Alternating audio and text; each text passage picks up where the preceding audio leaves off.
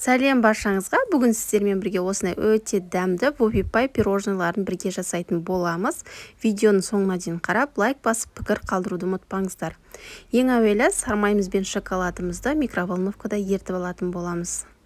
Содан соң 2 жұмыртқаға қантымызды салып, аппақ масса болғанша 2-3 минут көлемінде жақсылап миксерлеп алатын боламыз.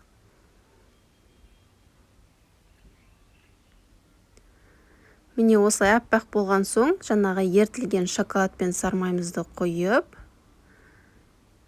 тағы да миксерлеп аламыз. Көп миксерлеудің қажеті жоқ, тек қана біркелкі болғанша. Содан соң ұн, разрыхитель, какао үшеуін араластырып, унилегіштің көмегімен өткізіп, 2-3 бөлікке бөліп миксерлеп аласыздар. Осымен біздің қамырымыз дайын. Арнайы пакетімізге құйып, дәл осылай видеодағыдай құйып шығатын боламыз пирожныйларды.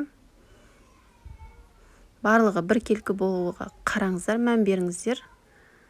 Барлығын құйып, қызып тұрған пеште 200 градуста пісіріп алатын боламыз. Міне өте жұмсақ, әдемі корж пайда болды. Енді кремін жасайтын боламыз.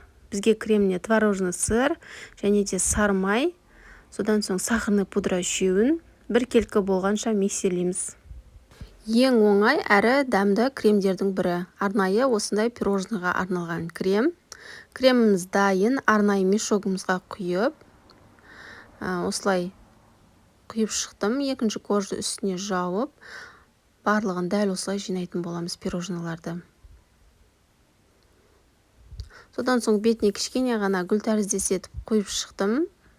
Әдемі сән беру үшін. Енді шоколадқа малып алсаңыз да болады, бетін әркімнің өз қалауы бойынша. Міндетті түрде дәл осы рецептпен жасап көріңіздер, өте дәмді болып шығады. Сіздермен болған ләззат. Видеоның соңына дейін қарағандарыңызға үлкен рахмет. Баршаңызға